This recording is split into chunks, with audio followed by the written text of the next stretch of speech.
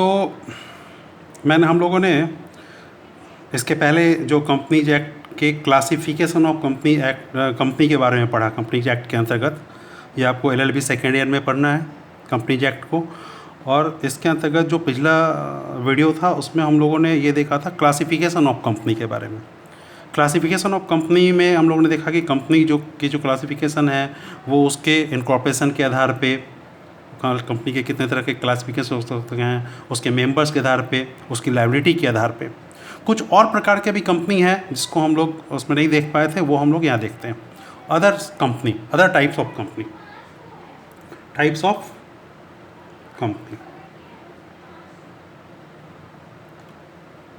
और भी types of के कंपनी हैं। जैसे अभी हम लोगों ने वहाँ ज़्यादा डिस्कस करते हैं कि वन पर्सन कंपनी। वन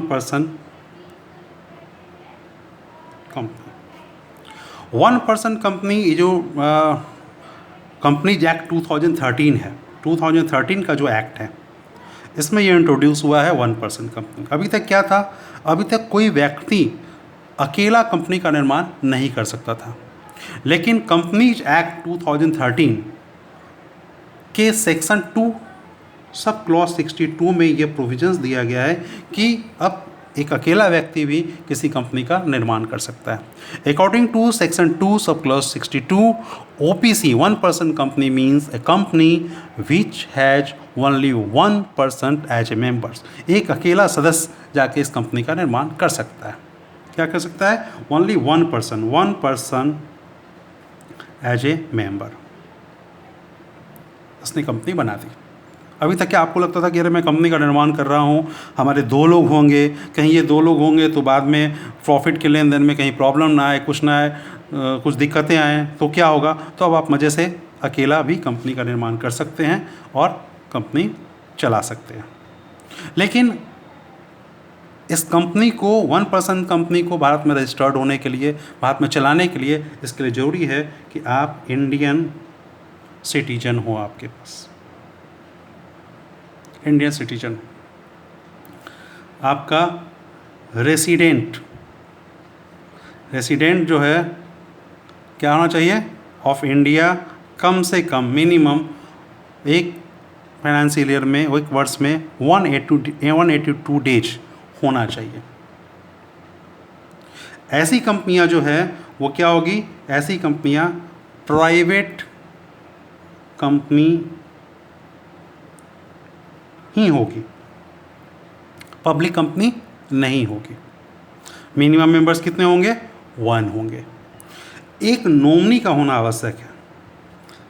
आपको एक नॉमिनी इंट्रोड्यूस यहाँ करना ज़रूरी होगा, क्योंकि कल को अगर कुछ हो जाए तो वैसी स्थिति में ये नॉमिनी उस कंपनी के मेंबर्स के रूप में काम कर सके। इस कंपनी में जो डायरेक्टर वो मिनिमम कितने होंगे? मिनिमम 1 होंगे और मैक्सिमम 15 हो सकते हैं। कम से कम बोर्ड ऑफ डायरेक्टर्स की जो मीटिंग है ऐसी कंपनियों की, उसको साल में कम से कम 2 बोर्ड ऑफ डायरेक्टर्स की मीटिंग करनी होगी। कितनी? 2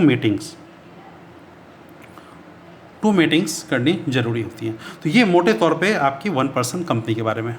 इसके डिटेल्स के बारे में हम लोग और आगे भी देखेंगे। दूसरा है आपका एक कंपनी होता है जिसको हम लोग कहते हैं स्मॉल कंपनी, छोटी कंपनी, लेकिन सुनने में है बड़ी बड़ी कंपनियां होती है ऐसी।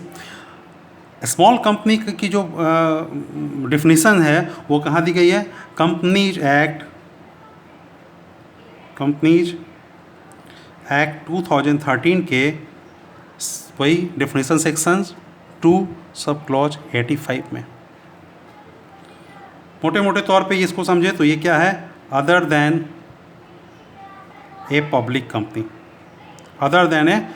कंपनी। मतलब ये जो स्मॉल कंपनी है ये अदर देन पब्लिक कंपनी है, ये प्राइवेट लिमिटेड कंपनी होती है। तो क्या है ये कंपनीज एक्ट 2013 के सेक्शन 2 सब क्लॉज 85 में इसकी परिभाषा दी गई है। Other than a public company होती है। According to section 2 and sub clause 280 section 2 sub clause 85, इसके जो पेड अप कैपिटल हैं, स्मॉल कंपनी के पेड अप कैपिटल, वो पेड अप कैपिटल क्या कितने होते हैं? ₹50 lakh. 50 lakh minimum paid up capital इसके होते हैं, और ये इंक्रीज किया सकते हैं अप टू 2 करोड़, 2 करोड़ तक इंक्रीज किया सकता है। लेकिन अब इसको कर दिया गया है 2 करोड़ की जगह पे अब ये कर दिया गया है कितना? अब 10 करोड़। 10 करोड़ ये आपका जो अमेंडमेंट आया है ये वो 2018 में इसको सब्स्टिट्यूट किया गया। 2 करोड़ की जगह पे जो 10 करोड़ है ये 2018 में किया गया। मतलब 50 लाख से लेके जो नोटिफिकेशन के अनुसार 10 करोड़ तक की कंपनी, जो पेड अप कैपिटल वाली कंपनी क्या होगी, वो स्मॉल कंपनी में आ सकती है। अगर हम टर्नओवर की बात करें, ऐसे क्या टर्नओवर होगा जो स्मॉल कंपनी कहलाएगी, तो टर्नओवर की बात करें तो ये 2 करोड़ से लेकर के ये कंपनी अप टू 5 करोड़, जो पहले था 5 करोड़, अब इसको 2018 में इसको भी क्या किया गया है, इसको 100 करोड़ कर दिया गया। 100 करोड़ तक की कंपनी जो होगी क्या होगी, वो स्मॉल तक कंपनी के रूप में ली जा सकती है। तीसरी बात है कि स्मॉल कंपनी जो है वो can not be a holding company और subsidiary company. Small company can not be a holding company और सब्सिडरी कंपनी।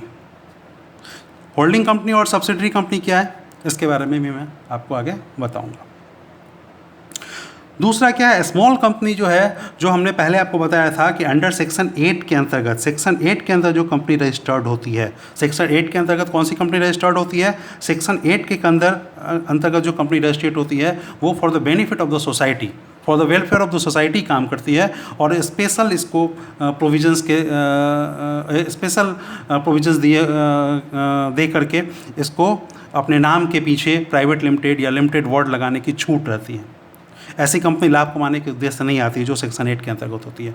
तो सेक्शन 8 के अंतर्गत जो कंपनी है वैसी कंपनी स्मॉल कंपनी, सेक्शन 8 के अंतर्गत वो स्मॉल कंपनी नहीं होती है। That company which are formed under section 8 are not a small company.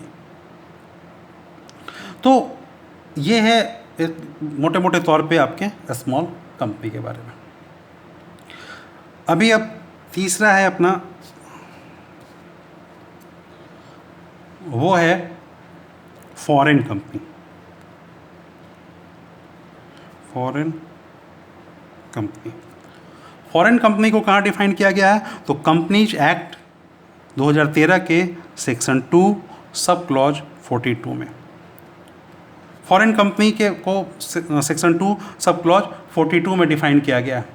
Foreign company के बारे में क्या है, foreign company which are incorporate in outside India. इस कंपनी का निर्माण इंडिया में नहीं होता, इस कंपनी का निर्माण क्या होता है, आउटसाइड ऑफ द इंडिया इनका इनकॉर्पोरेशन होता है, वो वहाँ की होती है, लेकिन ये क्या होती है, इंडिया में वर्क कर रही होती है।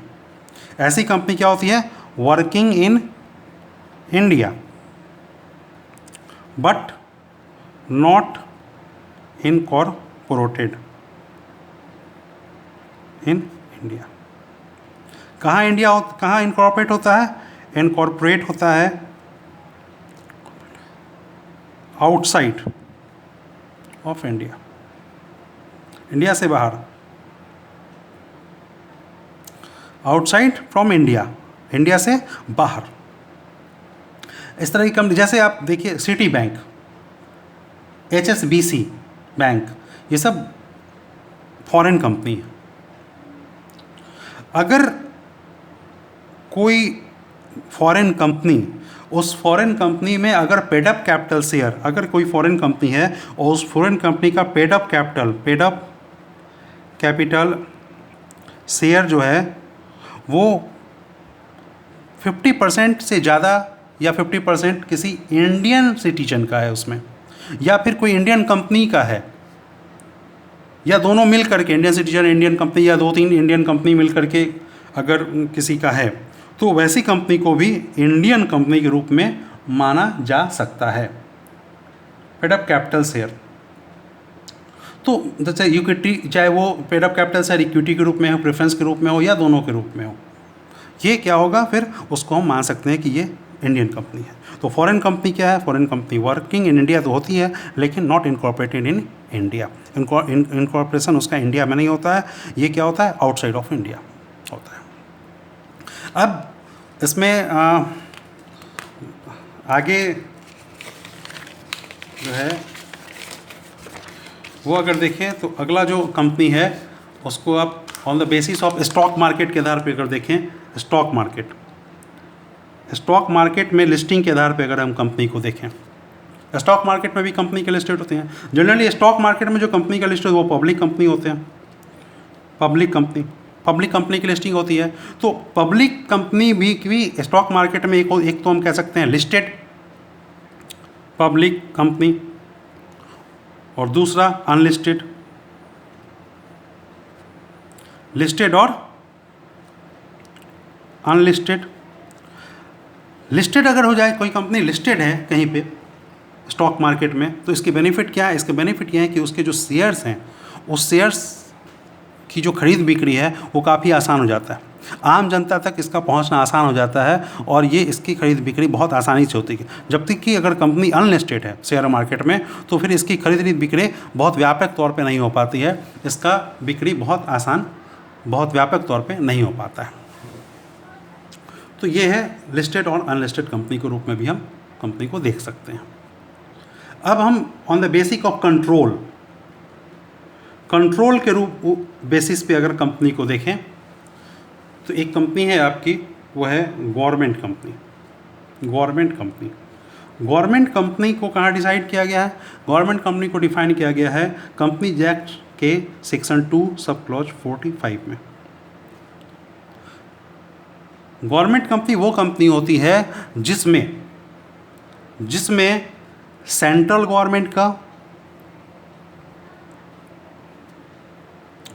या स्टेट गवर्नमेंट का या central government plus state government का या 2 स्टेट गवर्नमेंट या ज़्यादा स्टेट गवर्नमेंट का 51% शेयर्स होता है या उससे ज़्यादा शेयर होता है। वैसी कंपनी जिसमें सेंट्रल गवर्नमेंट का शेयर 51% या उससे ज़्यादा होता है, या स्टेट गवर्नमेंट का शेयर 51% या उससे ज़्यादा होता है, या दोनों का मिला करके 51% शेयर होता है, या कई स्टेट गवर्नमेंट्स मिल करके 51% से ज़्यादा होता है, तो वैसी कंपनियां क्या कहलाती है? वैसी कंपनियां गवर्नमेंट कंपनियां कहलाती हैं। Section 2 sub clause 45। Subsidiary company of the government company, अगर गवर्नमेंट कंपनी की कोई सब्सिडरी कंपनी है तो वो भी गवर्नमेंट कंपनी मानी जाती है। Subsidiary company of government company also considered as government company. दूसरा है होल्डिंग कंपनी को 2 सब क्लॉज 46 में डिफाइन किया गया।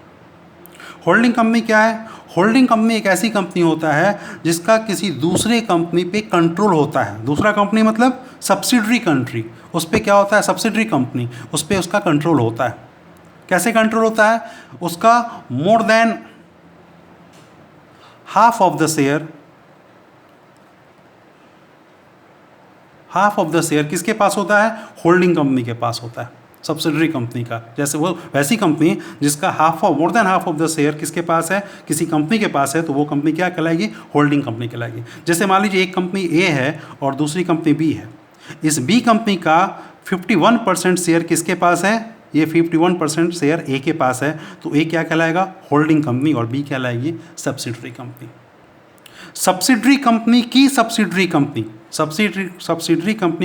सब्सिडरी कंपनी भी क्या होती है? होल्डिंग कंपनी की सब्सिडरी कंपनी होती है।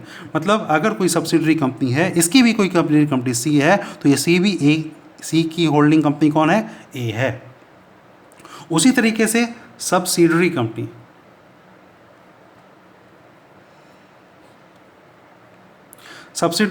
को सेक्शन 287 में बताया गया। सब्सिडरी कंपनी 2 सब क्लॉज 87 में बताया गया। कौन है सब्सिडरी कंपनी? सब्सिडरी कंपनी वो कंपनी है जिस पर किसी दूसरी कंपनी का कंट्रोल होता है। किसका कंट्रोल होता है? उसके पास, जिसके पास इसका 51% या उससे ज़्यादा का शेयर है, किसके पास, और वो कंपनी कौन कहलाती है? Holding company. Holding company and subsidiary company. देखिए, होल्डिंग कंपनी का सब्सिडरी कंपनी के बोर्ड ऑफ डायरेक्टर के कंपोजिशन पर भी कंट्रोल होता है। वो मेजॉरिटी ऑफ डायरेक्टर्स जो है उसके अपॉइंटमेंट में इस होल्डिंग कंपनी का हाथ होता है। जैसे आप अगर अभी उदाहरण के रूप में देखें करंट में, तो Dabur India limited company, Dabur India limited company की सब्सिडरी कंपनी कौन है? डाबर लंका लिमिटेड, ये है सब्सिडरी कंपनी। तो ये है आपका सब्सिडरी कंपनी। अब